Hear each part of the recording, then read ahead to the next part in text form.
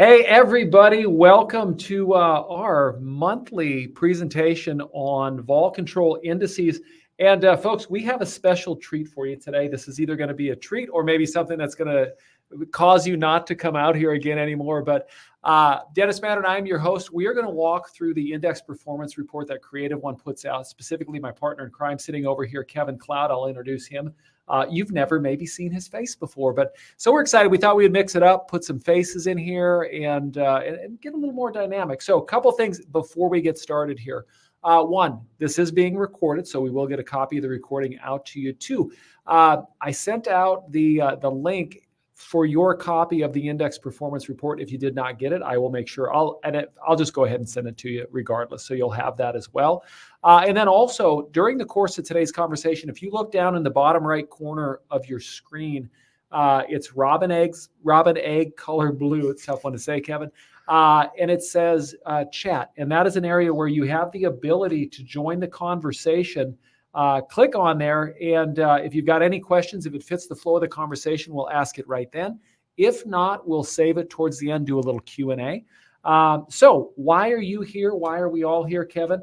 Let me introduce, of course, my partner in crime, Kevin Cloud. Kevin, you are now on camera, sir. Happy to be here in the spirit of the season, Dennis. Like you said, I'm not sure if this is a treat or a trick. We're about to find out. Hopefully our audience will give us some feedback on that. I think so. So Kevin Cloud is our chief, you're our chief actuary. Correct. Developer of many a product and indices. So you have some expertise here. A fair amount, enough to do this webinar, I hope. We'll find out. I like it. So here's what we're going to do. We are going to dive into our index performance report.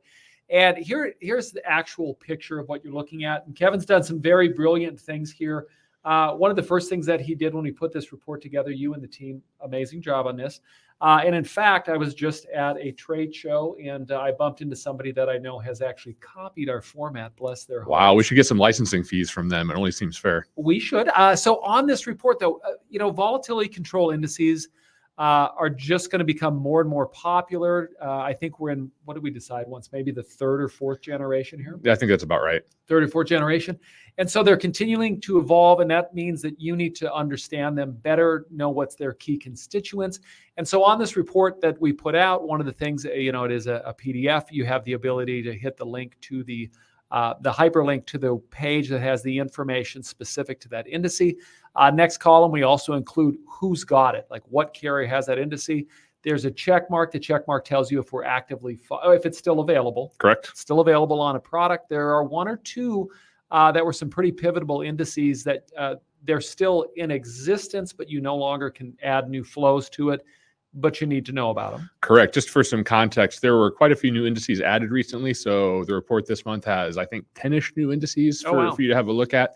In addition, a few indices were pulled. So we had to take those check marks away from a few. But yes, please pay attention. If you got any questions, you know where to find us.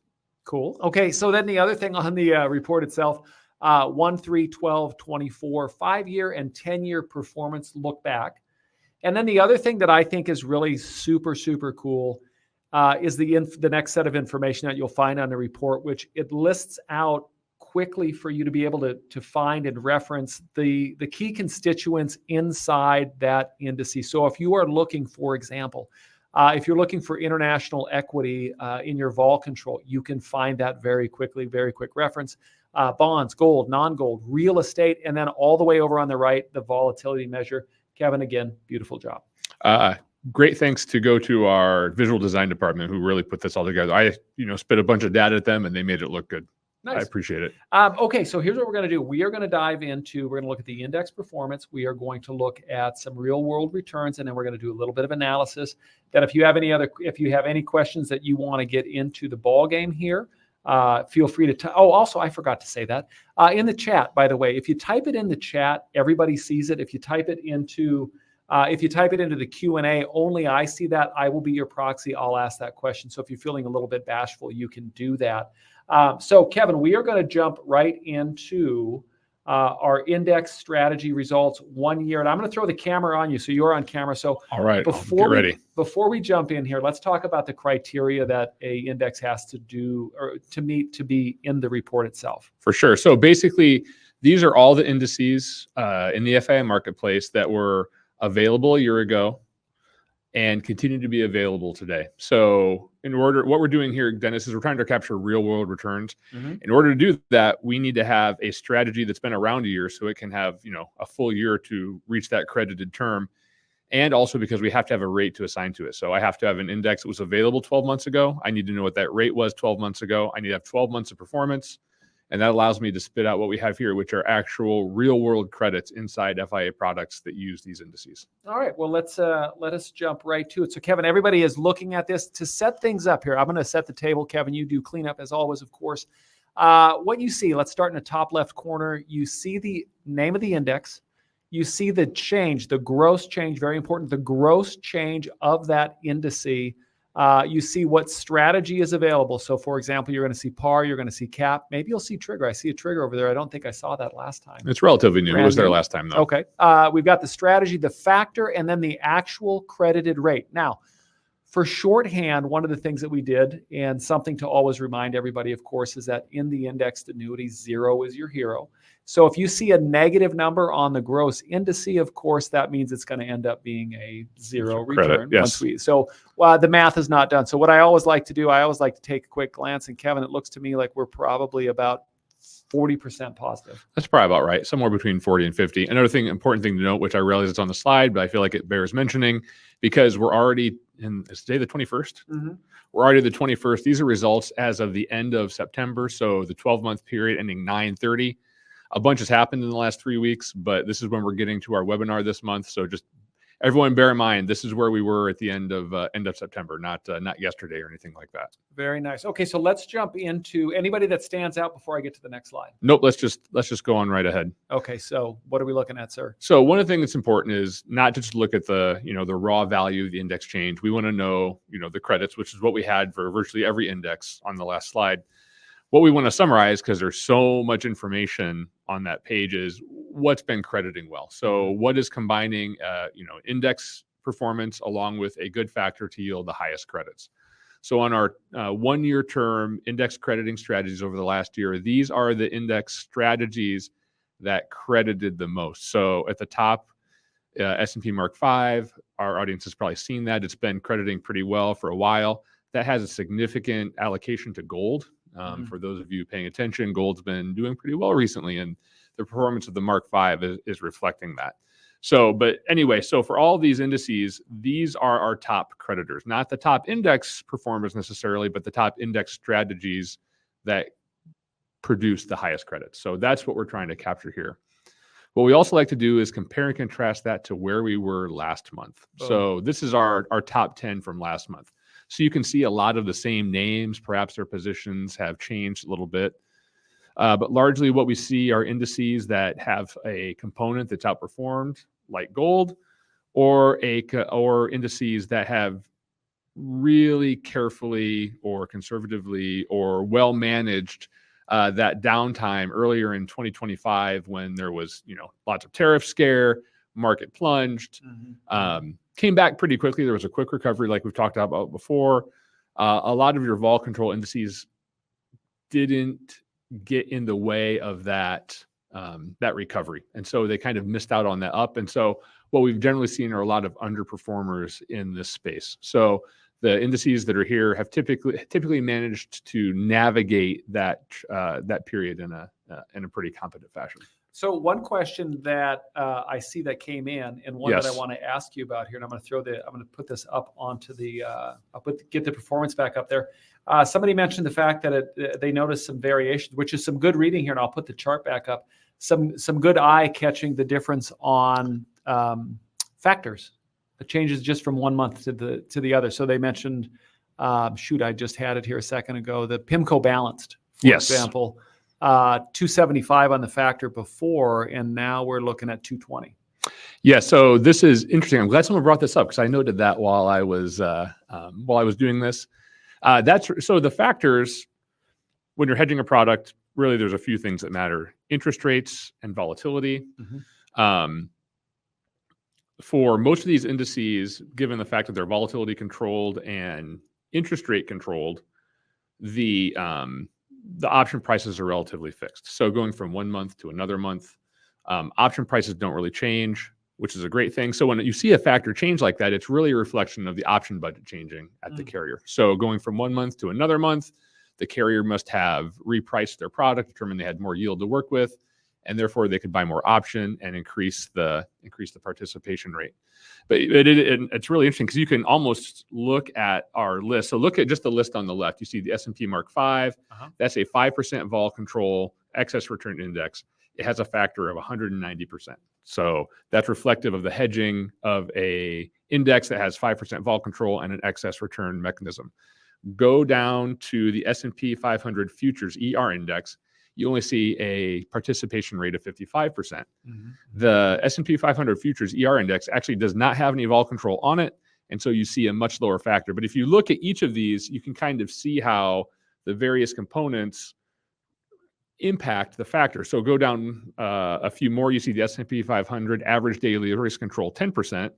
10% being a fairly high level of volatility control, so it has a lower par rate than some of these others. It's also a price return index, which also makes the options more expensive, and therefore will lower the factor. So yes, the variation on these factors is from month to month is super interesting, but you can also almost see the pricing in action when you go from one to another. Also, I think it's a nice statement on the quality of the report you put out, because we're not looking at just grabbing some numbers and just randomly assuming that the par rate stays the same. You're doing all the work to make sure that every month I go out and I see what was the participation rate or cap or whatever. In this case, it would have been September 30th, 2024, and I go ahead and plug that into our report. Nice. And yes, it's very effort intensive, so everyone's very welcome. Okay, what are we looking at here, Kevin? So, as we've talked about, there was that tariff mania, market went down, recovered really quickly. It's led to some underperformance. I think that we have to consider indices and how they're performing in multiple different contexts. We want to know how they're recovering. So there was some slow recovery, but that doesn't mean that there's not recovery. And there have been some indices that have been performing really, really well in the short term. We don't see the short term when all we're looking at credited rate. So I want to see what's been performing well on a short term basis. So during this recovery and subsequent, what's been looking really, really positive. So here are the top performing indices, not with credits, obviously. We clearly don't have credits on 1 month, but we want to know what's been performing well on a raw index basis on a 1 month and a 3 month basis. So on a 1 month basis, what we see are a lot of the NASDAQ indices with relatively high levels of vol control performing really, really well, which makes sense, right? The NASDAQ 100 has been performing really, really well. Go ahead and go to the next slide, and we'll kind of do some benchmarking. That's a very new index, 3-ish months old, maybe, on a product. I'm ballparking. What is it made up of, like Waffle House and IHOPs that are open all night? Or I'll make a confession. I don't know exactly what goes into determining the exposure on that index. So maybe, I guess Dennis, you should have asked me, and I would have dissected that. Maybe we'll do that for next month. I like it. But here's how the underlying indices are performing. I think this is super interesting. And remember, we're just looking at index performance. This doesn't take into account any kind of par rate or anything like that. So over the last month, the NASDAQ 100 doing very well, up 5.4%. But we actually have a few indices based on a NASDAQ that are outperforming it, which I think is super interesting. Not behavior I expect to happen, consistently over a long term. But I do think we have some indices that are performing really, really well in the current economic environment. So that's something to watch. And then we see down below where the S&P 500 is. So as it stands right now, we have quite a few indices, again, in a very short period of time, that are outperforming NASDAQ 100 and especially the S&P 500. And I'm really curious to see how that's going to materialize over the next 11 months in the case of the 1 month change, or the next 9 months in the case of the 3 month change. But what I do see in the short term is some indices that are doing what they're supposed to do. So we'll see how that all shakes out as these cohorts get to their 1 year crediting terms. Nice. Okay, so we're going now. So we talked 1 year. Now let's talk about the 2 year strategy, which is something that we have had lots of discussions on. And folks, again, as you look at this, same things in effect, with the exception. Okay, so the indice, the gross change, the strategy, the factor, the credit. Man, that looks like probably about 95% positive. But the one thing that I always like to remind everybody here when we're looking at this is these are 2 year returns. These returns are not annualized, which I think, of course, is important. That's correct. So I believe there are 3 indices here that had negative returns over this 2 year period.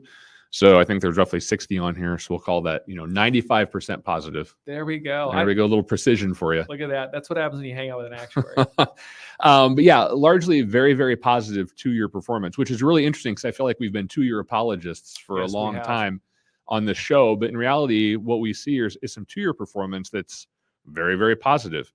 And so naturally, when I saw this, I'm like, wow, this is very different than what we've been seeing. So we're going to dive into that just a little bit, look at some of the whys, clearly not all of the whys. These are complex products, but yeah, we see some really good performance. So let's do the same thing we did with our 1-year results. Let's look at the 2 results. Wow. These are some pretty spectacular returns. So if you paid attention to our previous slide, you know that over a 2-year period ending 9/30, the S&P 500 did about 55%. And so what we see are quite a few indices that returned a substantial portion of that in actual index credits. S&P 500 fast convergence from B of A being number 1. This is where I think it's really, really important to combine the change with a factor. The change is obviously very, very good, but you apply that 155% factor to it, and you have a pretty phenomenal 2-year credit. But again, some of the same things we saw on the other mixed in with a little bit of new stuff. You see the S&P S&P Mark 5. Again, it's got the benefit of that gold that's kind of driving it up. You see that Mark 5, is that maybe one of the oldest? It's a relatively old index. I know it's been around definitely pre-COVID and probably substantial. And am I mistaken? That's one of the few vol control indices that's on more than one product? There's getting to be more and more indices that are available across products. So I think that's across carriers. I'm sorry, across carriers, yes. But yeah. You see the city area index, which does a few things, but it does have a U.S. tech component to it, which has driven its results. But again, a 25% change over a 2-year period, very, very good. Throw on 135% participation rate, and you get a really, really substantial credit. So really, it was just fun to put together the 2-year credits and see exactly how well they've done. But what's super, super interesting, at least to me, is how much improved those credits are over the prior month. A month, gosh. Yeah, so it's really substantial. So again, me being relatively curious, I'm like, what's going on here? Why are these so much better? And I think there's a few things going on. So go to the next slide, and this is our 2-year period. So on the right is where we are now. The red line or orange line is where we were 2 years ago. So 9/30 of 2023. So with respect to interest and index credits, this is a really good place to be. So you'll see as of 9/30 of 2023, the S&P 500, which we're going to, assume broadly be an equity index, and all equity index probably performed roughly similar, was on a downward trend. So given that it was a downward trend, our 2-year from 9/30/2023 to 9/30/2025 had a fairly low starting point, which is a good thing. And you'll note that as we move forward in 2023, so what we'll see next month is also going to be very, very low. So I would anticipate, again, another set of really good 2-year credits when we do this show next month. But what you'll also see is that we're on an upward slope on interest rates. So the blue line is corporate bond yields, which isn't necessarily what an insurance company is earning, but it's a proxy for that. That's on an upward trend. So what we have is an equity index that is moving downward. So you have a really good starting point, and you have interest rates that are going up. And as we've discussed prior, when interest rates go up, index factors, par rates go up. So you really have, over this 2-year period, as a perfect storm, you've got a really good starting point for your equity-based indices, and you've got interest rates that are going up, which means par rates are going up. So you've got a good period for par rates, a low starting point on your index term.